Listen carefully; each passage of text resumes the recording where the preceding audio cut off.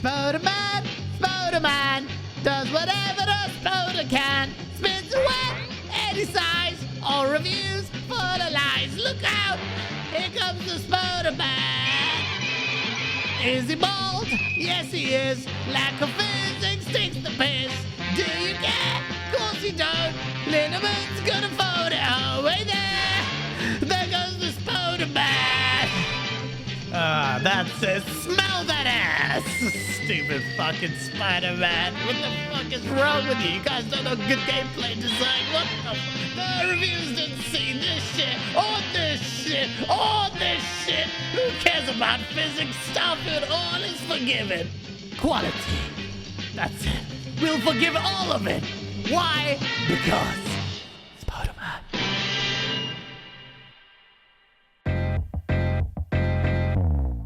The PlayStation Nation swiftly discovers that every action has an equal and opposite reaction. But somehow, these dullards are under the impression that they are the victims here, as Xbox fans innocently do the just and rightful thing and expose Spider-Man 2 for the bugs that appear to be affecting the game. Gaz, you're just trolling, you say?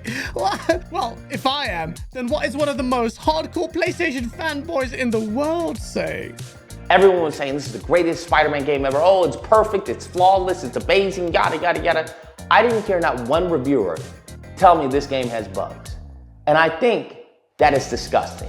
I think that's evil. I think that's wicked. Yeah, it's disgusting, isn't it? Only one reviewer out of 136 had the balls to mention the bugs impacting the game. Nick Marseille wants these reviewers sued and probably arrested and executed. But really, suddenly, after the game comes out, journalists start to mysteriously discover these bugs of all varieties. John Linneman from Digital Foundry is talking about it. ACG is talking about it. Gene Brough from Washington Post is discussing the game. And not to mention the myriad of other streamers encountering the same issues, whilst the ponies are screaming that these bugs are made up. Ugh.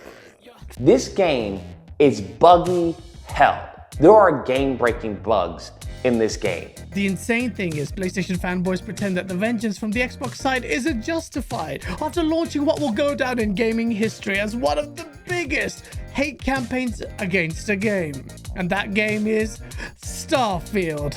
A whole bunch of bugs where I'm turning into a cube, the game is crashing. There was one point where I got a superpower and it was telling me to hit the button for the superpower. I hit it and nothing happened. The game froze. I had to restart it. But there was one bug that was so ridiculous that even Puerto Rock couldn't defend it. It needs to be said. Puerto Rock, the Puerto Rican, watched in shock as Insomniac made the blunder of confusing the Puerto Rican flag for a Cuban one and slapped it in Miles Morales' house in the game. No excuses. Miles Morales is also a Puerto Rican. For a game loudly proclaiming its inclusivity, how does such a fundamental mistake get made by a studio with such awareness? Again, a big mistake. No one called it out but Xbox fanboys. Well, thank God they did, because they need to fix that. Unfreaking acceptable from a first-party, exclusive, AAA game. I defy you to play the game without experiencing any bugs. And for anyone who says, well, it's not that big of a deal, oh, you just have to do this, you need to take le coq out of your mouth. Yeah. Your console war is stupid. Let it go. Go play your Hey, games and listen to him. enjoy. I don't play the console war thing. It's the dumbest thing ever. Paris Lily's kumbaya. Oh, let's care about justice and equity will not change. People are people. Starfield got shat on so bad. Every conceivable angle. And you want us to go, kumbaya, my lord, kumbaya. No chance. No chance. Fuck Spider-Man. First of all, I think it's overrated. Okay. All these stupid J-Rock. The lovely gremlin master J-Rock was serving justice and spreading the gospel by just revealing the truth about Spider-Man. But the PlayStation community descended onto him whilst also screaming foul play. Our new serial offender Nibbles even devoted his precious time counting the number of times J-Rock shared bugs about Spiderman in one day. J-Rock ended up tweeting about 70 or so times, and Nibbles declared that he had exposed the Xbox community through the use of an incredible mathematical formula that compares 3 Xbox fanboys with 3 PlayStation fanboys. The world was left astonished that the fate of this great debate would rest on the shoulders of 6 people. Ironically, the devotion of Nibbles to prove his formula correct whilst forsaking the very game he had sworn an oath to protect was the reason why the debate got settled definitively in favor of Xbox. Oh, Nibbles! Now, I'm not saying Spider-Man 2 is a bad game. The animated movies featuring Miles Morales are the best thing about Spider-Man for me, and I do think Spider-Man 2018 is overrated. I think I'm in the minority, and most of you probably reacted like this to the symbiote suit. What? Symbiote suit! Oh my god! What? Oh my god! Wow! Wow! I'll take a Wolverine game over Spider-Man. Oh my god! The symbiote suit! Let's go! Oh my god!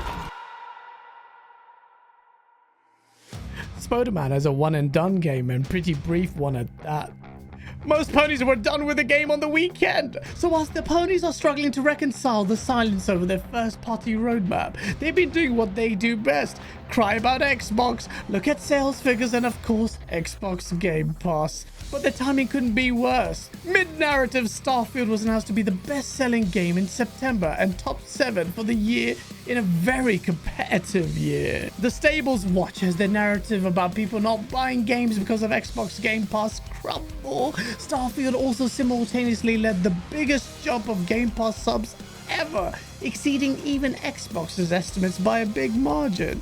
Like a swift jab from Mike Tyson into the ribcage of an anorexic sex worker with an addiction to codeine and a tattoo with the letters DCG stamped on the back of her head, the pain felt by the PlayStation Nation is considerable. Not least because as they continue to bark loudly and increasingly incoherently, news of layoffs affecting the studios hit the airwaves. The creator of God of War reports that longtime PlayStation producer Connie Booth, who has been involved in the production of more than 100 titles at Sony, including SOCOM, Uncharted, and Last of Us, and others, was fired by Sony. Worse still, PlayStation devs are reportedly pissed off at the games as a service pivot by Sony. Things are not looking good for PlayStation. And just to add a metric fuck-ton worth of sodium in their wounds, Microsoft and Activision Blizzard King celebrate the biggest acquisition ever with big smiles and a bigger party. Xbox then just spunks out a showcase event that features Metal Gear Snake Eater gameplay for the first time, making MBG in the Solid Snake costume look like it was missing a big red nose and some makeup. All hail console wars.